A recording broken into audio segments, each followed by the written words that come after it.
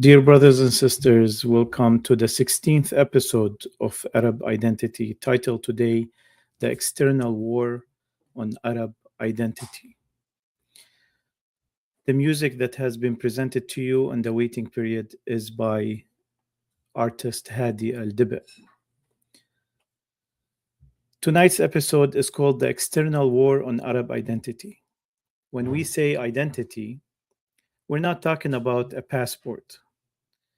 Identity is a system, a language you think in, a memory you inherit, an imagination you dare to use, institutions that turn imagination into education, economy, media, and law and art, that tells your story before someone else sells it back to you as a stereotype. And that's why identity is never left alone, because whoever owns the story owns the direction. Today is not about slogans, it's about urgency. What Arab identity actually is and why it's targeted. Before we jump into the subject, let's define Arab identity.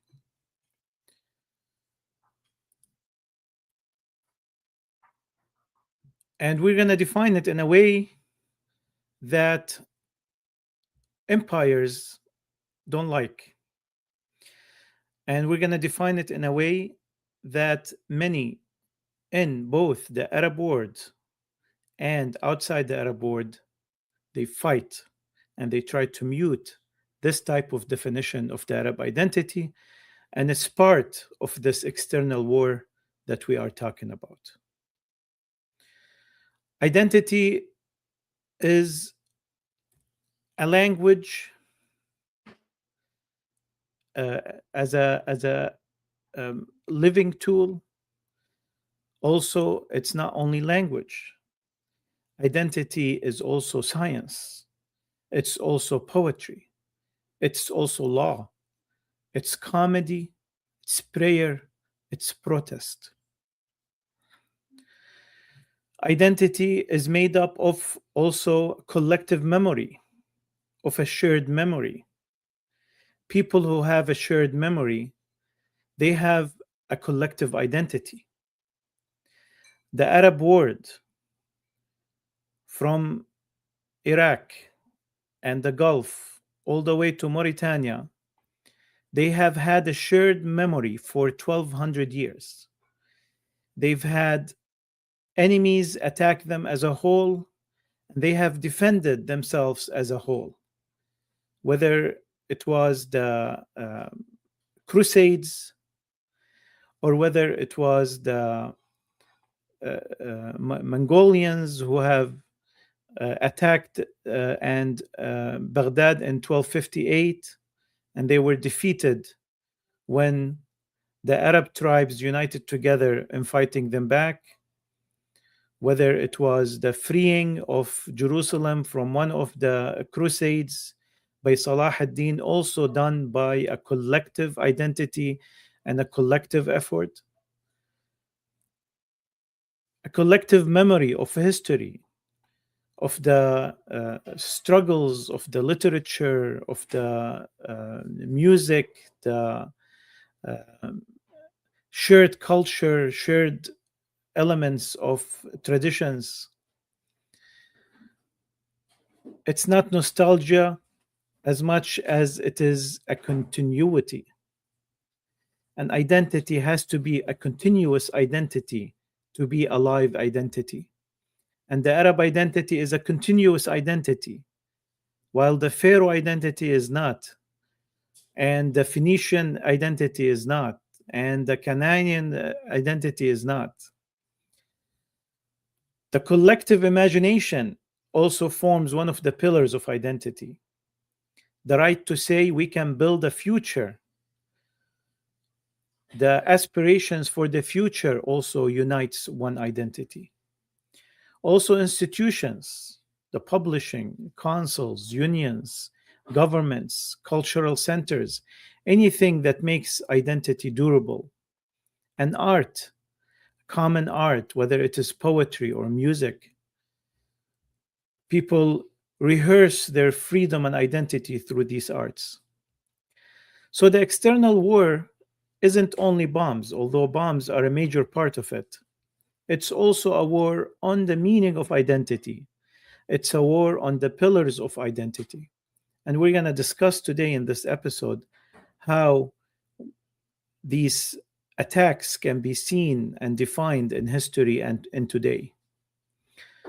It's a war sometimes comes in the shape of renaming a region, renaming the people, renaming their resistance, and then telling them that they're not ready for self determination. They're not ready for self rule. And what's interesting is throughout history, the colonial mind has always said the quiet part out loud. They have made it really easy for history to document the way the colonial mindset is. In the 19th and early 20th century, colonial officials and theorists didn't always hide their logic. Sometimes they wrote it down with terrifying confidence.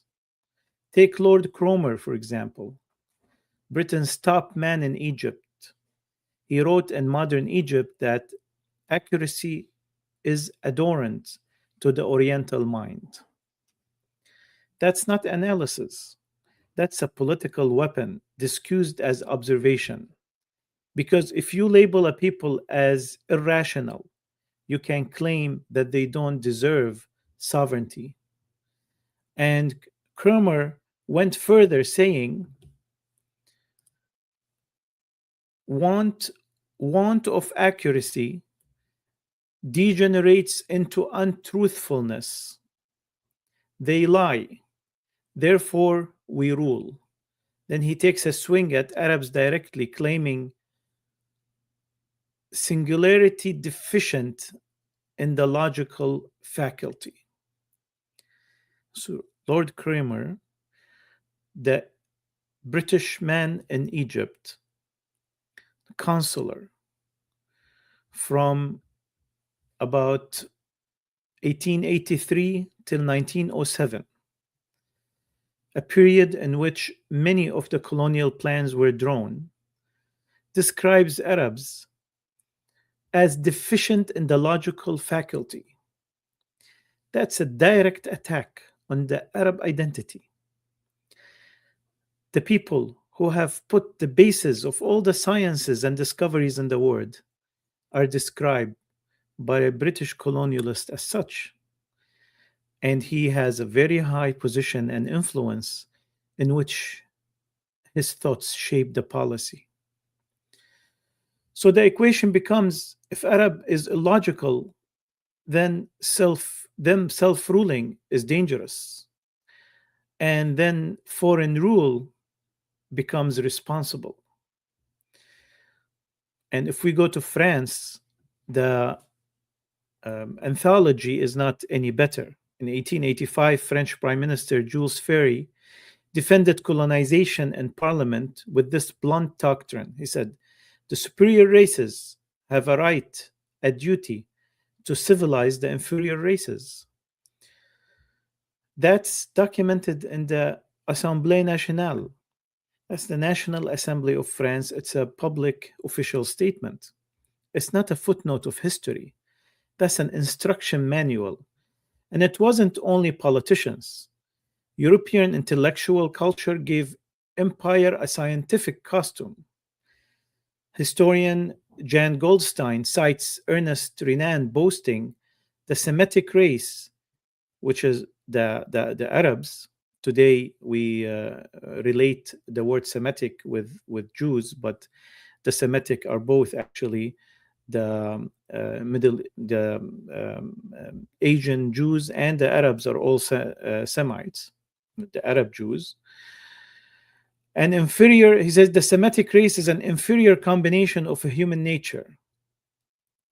So people get placed into ideological cages then punished for not developing fast enough inside it.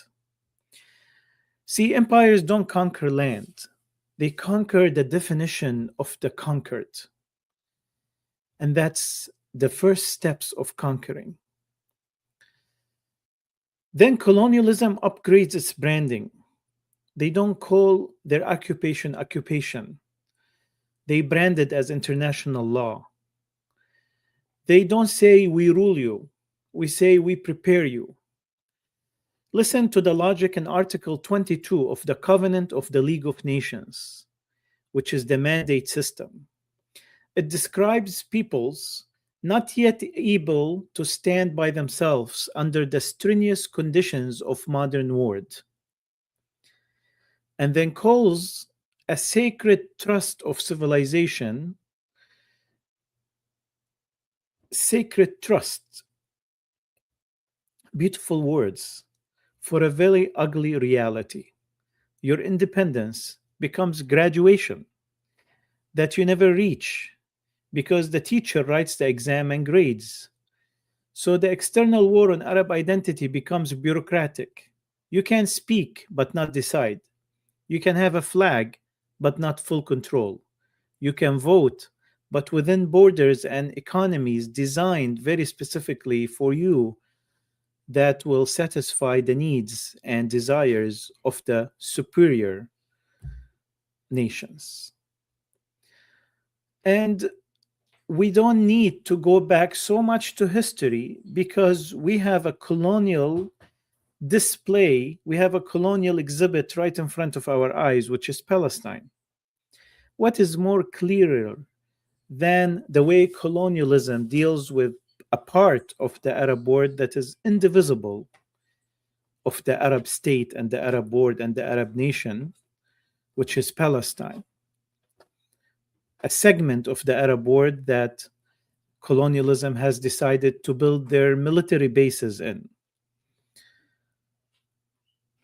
Today, after the genocide of Gaza, the Holocaust of Gaza, the erasure and ethnic cleansing of Gaza, one of the genociders, the President of the United States of America, creates a board of genociders to develop this land, territory, because it's only seen as territory and the people on it as insects, to develop it for economical purposes, to build a European and Western vision of what they consider a developed land. Over the mass graves of children and the demolished historical sites, mosques and churches of Gaza. Over a demolished history, Gaza is one of the most important cities in the Islamic world and in Islamic history. It has graves of great Arabs before Islam and after Islam, great Muslims since it has been has entered into the Islamic fold in the early 8th or 7th century. So we get to the clearest example of the external war on identity in Palestine, where identity collides with land, memory, and law. And we can start earlier. We can start with Balfour, or we can start with the founding of the Jewish Zionist movement, because before Zionism was Jewish, it was born as Christian. And right here in the United States, the first Zionist conference was in the United States in 1840 in Chicago. Read more about it. That's before Herzl even was aware of such a thing. But in the Zionist, the Jewish Zionism, the political Zionism created by Theodor Herzl, in his diaries of June 1895, he writes, "We shall try to spirit the penniless population across the border." He calls it penniless. tries as a journalist to use the least offending and insulting word he can, and basically calls ethnic cleansing as spiriting them across the border. So you have to be careful of the colonial language. It comes dressed in very well suits, but it's bloody barbaric underneath.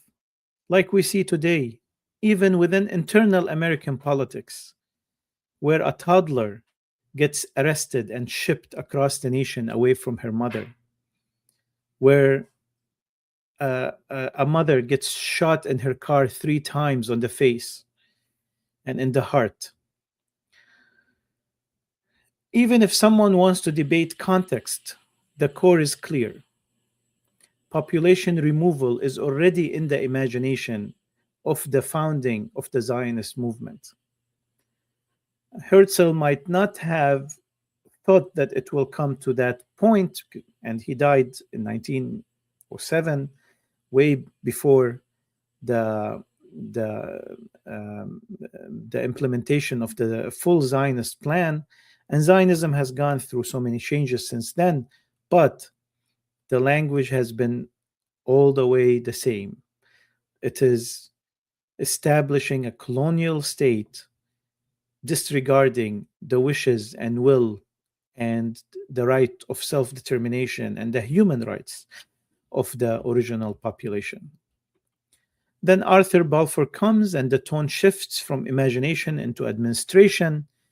1917, the Balfour Declaration. And then in a memo in 1919, he says, Zionism is a far profounder import than 700,000 Arabs. And this same memo contains the line that should freeze the blood of anyone who claims colonialism was about democracy. He says, we do not propose even to go through the form of consulting of the inhabitants. Not even just a form of consulting, not a real consulting, but even just doing this play that's always played on us and named consulting. He says, we don't even need to do that. These people are so inferior that we don't need to even pretend that we're consulting them. This is Lord Balfour in 1909. Not even the theater of consent. The external war on identity becomes this. You are present, but politically irrelevant. You exist, but your will is an inconvenience. That's not only occupation of territory, that's attempted erasure of peoplehood, the right to be a we. And of course, then comes Psyche Pico, where the map becomes clear.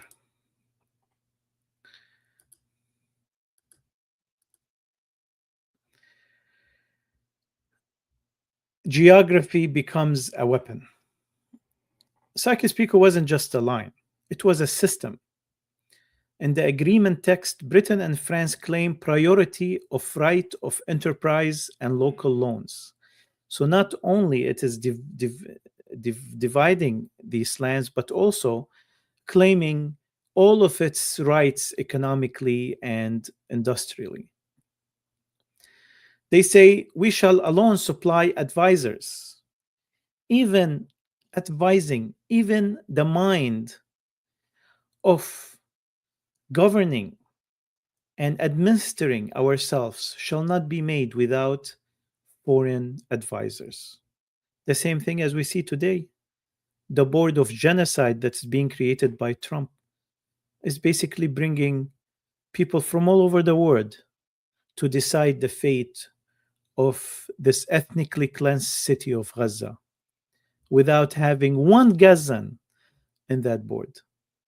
So even when they say independent Arab states, they design dependency inside the sentence.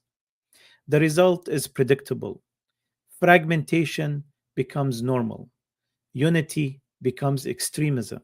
And every attempt at regional cooperation is treated as a threat to stability. This is how identity gets attacked without banning identity. You keep the word Arab, but you break the structures that could make it politically meaningful. Today, if you are an Arab and you adopt the plans of colonialism, whether you are aware of it or not, and most probably you're not aware of it, we are not aware of it. We are working, and this program's goal is to open our eyes to the plans that we are implementing.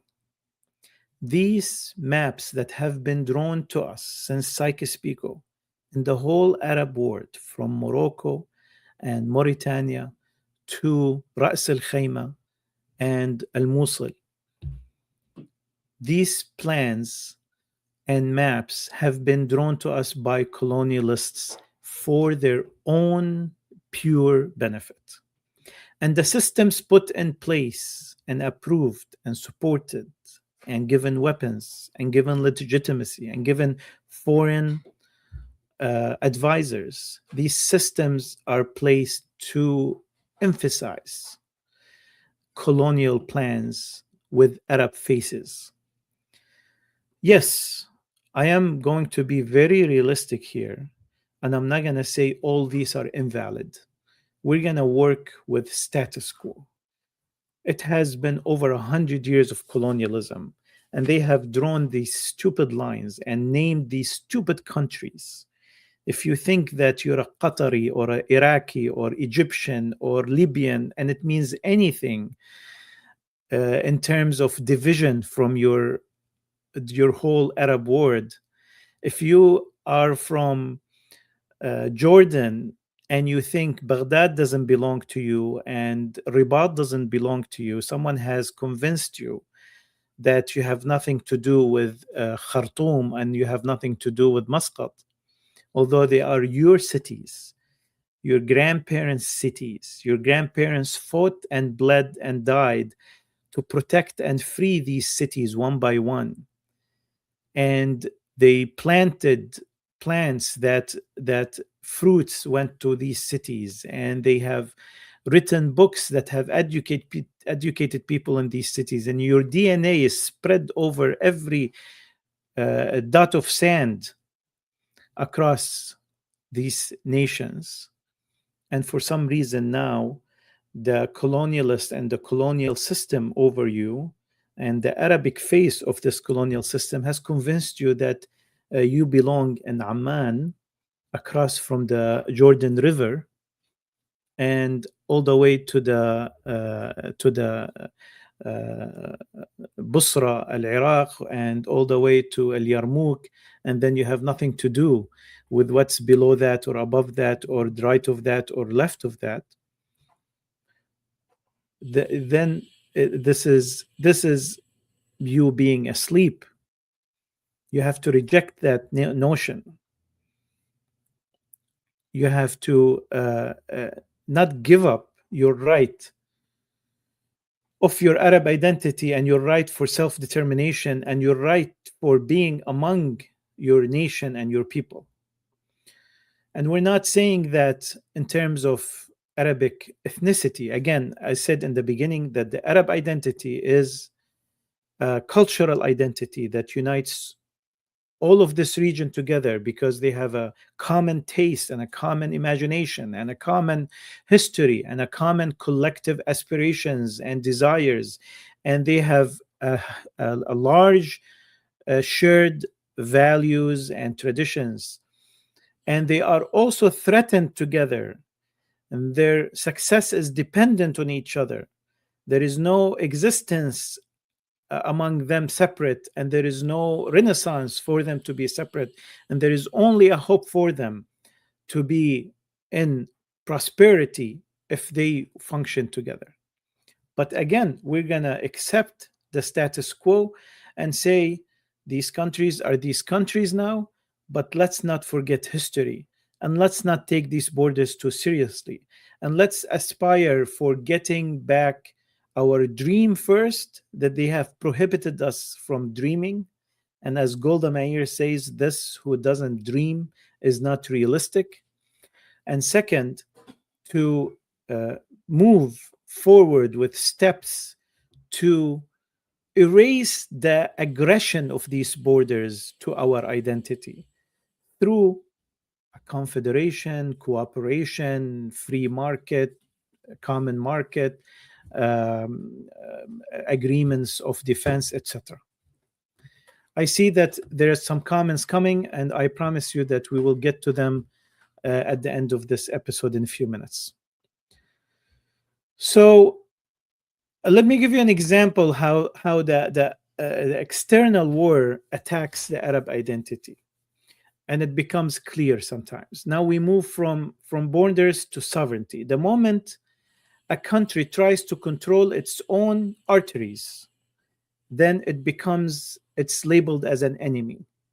Just by moves to have sovereignty, to have independence, to look after its people and its economic renaissance and its political independence, it becomes an enemy in the eyes of the West. So don't be fooled by any of the values that they sing of human rights and the consent of the governed, what President Wilson in the in the early 20th century, 1920, he used to preach but never practiced. And the administration threw out the King Crane Commission report after it was finalized. And look up King Crane Commission to understand that history. That's the only American document that has asked the people once in our region of the larger Syria and the Arab world of what they want. And that report was taken and thrown in the garbage immediately afterwards. Although you can buy it on Amazon and read it for yourself. King Crane Commission report. 1956, for example, Egypt nationalizes the Suez Canal. What follows is immediately invasion by Israel, Britain, and France. Britannica summarizes Anglo-French aims as securing the canal and possibly toppling Nasser, striking a blow against Arab, what they call radicalism. So us wanting to own our own resources, that becomes called Arab radicalism. So the message is clear. You can exist, but don't own your stuff. Don't let our hands off your choke points. You can wave a flag, but don't touch the engine. That's not history. That's a pattern. You can do a FIFA, you can host a FIFA, and you can sit and wave your small flags of Bahrain and Morocco and be happy for a goal here and a goal there. But never think of building a train track from Rabat to Doha. Never think of creating any type of agreement for oil or for gas or for electricity or for common education or common defense, because they're not going to let you do it. And then the war of words, even words, they have taken our agency of calling our region and the names that we wish to name. The word Middle East versus the word Arab word. Now we reach one of the stealthiest weapons that the external war attacks us with, is the war of naming. There is a reason why many Arab intellectuals prefer the Arab word over the Middle East, because the Middle East is not a neutral name. It's a geopolitical frame invented from somebody else's map, an academic summary from a colonial notes. The terms rise in imperial strategy circles, often attributed to Alfred Thayer in 1902 writings on the Persian Gulf region. And one commonly cited Meehan lines goes, "The Middle East, if I may adopt the term," that's the first time that this term has been adopted, and it was written in the context of colonialism as far as Britain is concerned. It is only the Middle East for Britain. For India and China is the East, and this Arab region is the Middle East. So why would they call it the Arab world and then they give us the name that we call ourselves? They have to remove our agency in order for them to subjugate us. So they call us the Middle East, only relative to Britain, and turning us into only a geographical region with no identity, depriving us from the name. That's why, and this is important over here, I am against the efforts in the United States for the ethnic to define our ethnicity as MENA. Although it would be a good step forward, and I do understand and support this direction of the effort pragmatically, and I'm a pragmatic guy, but the word that we should actually fight for is the Arab identity. I am an Arab American, and this is how I should identify on the census. And they say, oh, but some people in the Arab world do not want to be identified as Arab world. Well, this is one of the results of colonialism. When a Kurd Arab or an Assyrian Arab or a Chaldean Arab, they start seeing Arabism as opposite to their ethnic identity. When was that ever true in history? When did the Chaldean ever had a problem with being an Arab, or the Assyrian had ever a problem with being an Arab, or the Kurd has ever a problem with being an Arab, or the Arab Jew has ever a problem with being an Arab? Until colonialism started in the region. Yes, there were mistakes by movements that were national Arab movements that turned into fascist movements, and they did their mistakes, but that doesn't change the theory. Don't let someone deprive you from your Arab identity, because we have integrating identities. As much as I am an Arab and I am American, I am an Arab American, and I can be a Muslim Arab, and I can be a Christian Arab, and I can be an Assyrian Arab, and I can be an Egyptian Arab, and I can be anything, as long as I enjoy and feel that the Arab cuisine is my cuisine, and the Arab music is my music, and the Arab art is my art, and the Arab calligraphy is my calligraphy, and I enjoy Arab poetry, and I enjoy Kulthum, then you are an Arab. But listen, you have the right of accepting an identity or rejecting an identity, and that's fine. But I'm not going to change my identity because there's a few individuals who do not anymore want to identify in this integrating identity. The same as in America. If some Latino Americans do not want to identify as Americans anymore, that doesn't mean that we're going to change the American identity. And that's my opinion at the end of the day, but I'd like to present it here strongly. So they defined us as a zone, not as a civilization, an oil corridor, a security problem, a buffer. Do you know how they drew the Sykes-Picot line? He said Britain basically wanted to have oil line from Kirkuk to the port of Haifa. Of course, that plan changed later, and it was implemented, but with a little bit of different plan. And it's still, that pipe still exists today, and it has two routes to the shore. He said, draw a line from the first H in Haifa to the last K in Kirkuk. And this is how the line was drawn, which today defines the border between Lebanon and Palestine, the border between Syria and Jordan. And, Iraq was going to be split in half, but that later they negotiated and exchanged the full control of France over Syria and Lebanon for Mosul, North Iraq, and Britain took more North Iraq, and that's why Mosul is part of Iraq, is because against the original Sykes-Picot plans, is because they didn't exchange Britain and France later. Notice that within all this context, there's never a question asked about the Arabs, or there was no anthropologist or sociologist on the table to say, oh, this will split this tribe and will split this family, and this is because you are insects. You are not supposed to be asked. You are inferior people who have you're barbaric, you're savages, and that is what the colonialists see in you, and you'll never, ever, not in the past, and not now, and not in the future, be worthy of being asked your opinion. And when they do, it's not sincere. The only time that it will be sincere is when there are true humanists who are in power, when there are true human beings who care about human rights and the true enlightenment values of Europe. When there are true people like this, then these people will see you as humans. But every test revealed to you these people, and the last test was Gaza. So you know the countries that are true to their values, and you know the countries that aren't from Gaza. And thank you, Gaza, for showing us a very clear test for that. So today, the war expands into the digital realm. I want to jump into the reality today. It's not just censorship by law, by censorship by design.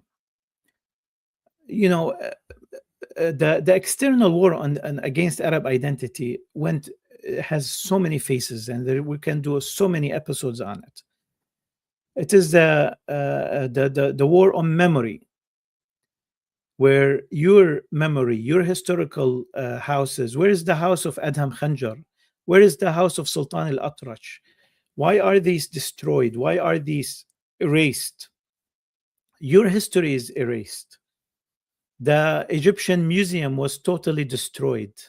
The old olive trees have been plucked from South Lebanon and taken to the occupied Palestine by the Zionist Israeli forces. Why do they attack your memory? Your memory is being attacked. Your name is being attacked. Your language is being attacked. Today, they want to strengthen the small secondary languages in the Arab world to erase the Arab language. There are tons of US aid grants for any type of strengthening of cultural languages, secondary any type of ethnicities that can be strengthened. And then there are efforts to subdue the Arab identity and the Arab language. We saw it clear in South Sudan. South Sudan was cut off from the rest of Sudan, and it has a mix of ethnicities and tribal regions. But the most common language of South Sudan is the Arabic language. Guess what's the official language today of South Sudan? It is English. The national anthem sung in English for a population that doesn't speak English. Eritrea, the same thing. Eritrea is an Arabic country. It is not part of the Arab League because it just didn't join, but it is totally qualified to be in the Arab League, and it's an Arab country with a majority Arab speakers, and they reckon themselves as Arabs. Today, the Amazighi language is being strengthened, is being given letters. And don't get me wrong, I am totally in support of celebrating and strengthening ethnic identities within the Arab world. This is richness to the Arab world and richness to the people. And I am with strengthening the language of the Kurds and Amazighi and Tawarig and all the ethnicities in the Arab world. This is only strength and beauty in our culture. But it's being used by colonialists to erase Arabic language. Today, there has been negotiation by Western powers with Morocco to make other languages, the secondary languages, official in the country. The same thing is, happened in Syria recently. And we're not against strengthening these languages, but there is nothing that supports Arabic language. And today, with the digital existence, this might be amplified more and more. So, to come to an ending to my presentation, the Digital Rights Group have documented patterns of content restriction and takedowns affecting Palestinian content and narratives across platform. Fighting the Palestinian issue is fighting Arab identity. Palestinian issue is the heart of Arab identity. And since we are speaking honestly, this matters intensely in the era of the genocide in Gaza. The narrative suppression becomes a second battlefield. What people are allowed to see, share, and remember is what is a tool of war. So what do we do? So here's the ending, and I want you to take home uh, not as motivation, but as a plan. So first of all, we have to produce our own narrative. We have to write, we have to record, we have to interview your parents, interview your grandparents, produce, write, document. Don't worry about the number of viewers. You are suppressed, you are shadow banned, and the Arab people, Arab Americans and Arab in the Arab world, they are busy with silly things, with all due respect. I have friends that spends hours a week in playing cards, but not 5 minutes a year in supporting their identity or their future. We are totally sleeping about our priorities. Yet, those of us who have that consciousness, who have that awareness, must fight, and you must create content. This content will stay. Right now, there are few people watching this episode. I don't care if there are few people, many people, 100,000, 5. I don't even look at the views afterwards, but we are creating contents for our children, for our grandchildren, content that can be used later for those who look for it. For those who search on the internet, they'll find it among the ocean of paid content to strip you from your identity and to bury you. Israel pays $7,000 per post for influencers to suppress the Palestinian narrative. And we are sleeping. Archive your family. Your story is not a detail, it's a historical document. Second, fund culture. Buy books, attend readings, support artists, share serious work. Culture doesn't survive on applause, it survives on infrastructure. Third, teach Arabic with love, not as punishment, not as Saturday schools. Teach it at home, teach it as a song, teach it as a meal, teach it as intimacy, a bedtime story, a joke, a phrase at dinner, a game. Fourth, never outsource your definition. If you don't define yourself with dignity, someone else will define you for their convenience. Fifth, make the center your base, not your venue. Make cultural centers and Arab identity centers and programs. Here in Dearborn, we have the Arab American National Museum. We have few cultural organizations. This is not a whole, this is a platform.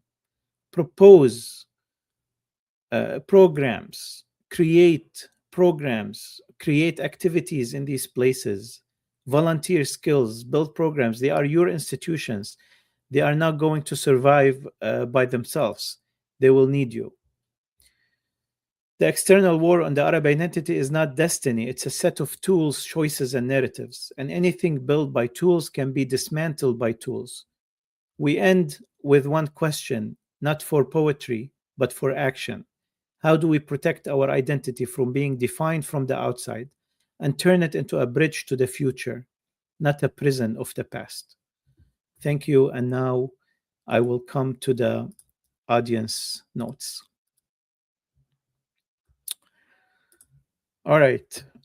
Arab world has been one from 7th till 12th century. Thank you. It has been.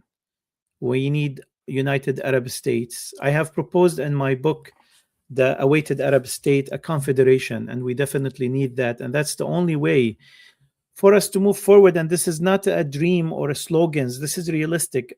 Dr. Ali Allawi, the deputy prime minister of Iraq, and the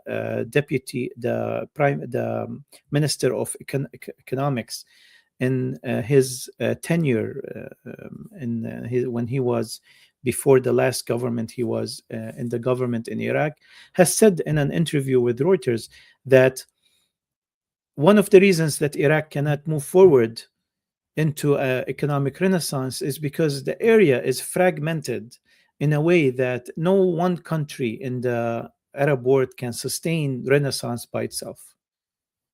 And then when an economic alliance is proposed, you see that United Arab Emirates is trying to work with India, Israel, and Greece. Why this fragmentation while you have all these countries around you?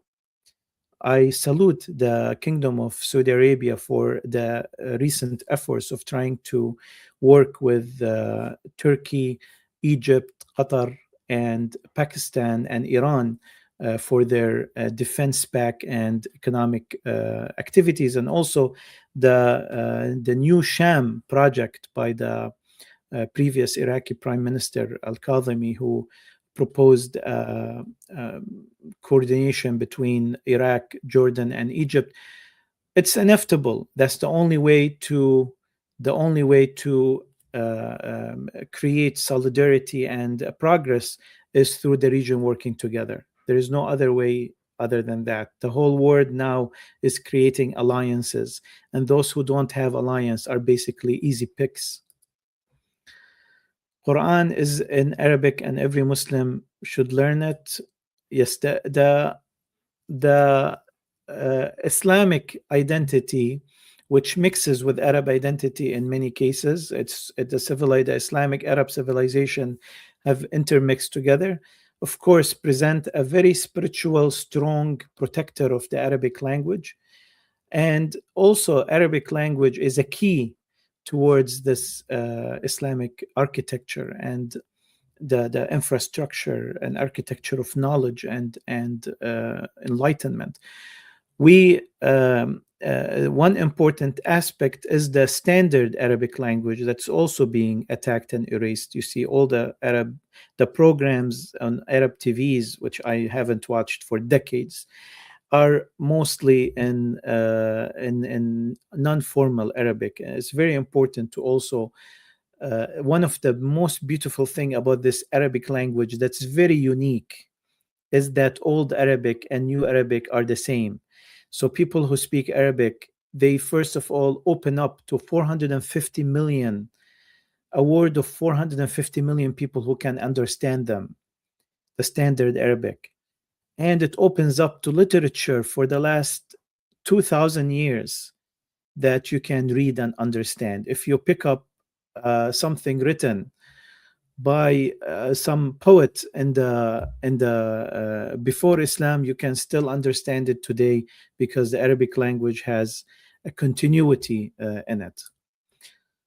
Dr. Ali Ajami, I emphasize on the idea of keeping our memory safe and sound. A nation deprived from its memory is a nation put on the path of vanishing. Thank you, Dr. Ali, 100%. Watch The Voice of Hind Rajab. Yes, The Voice of Hind Rajab is playing in many theaters today. Please watch it. It's a very important film.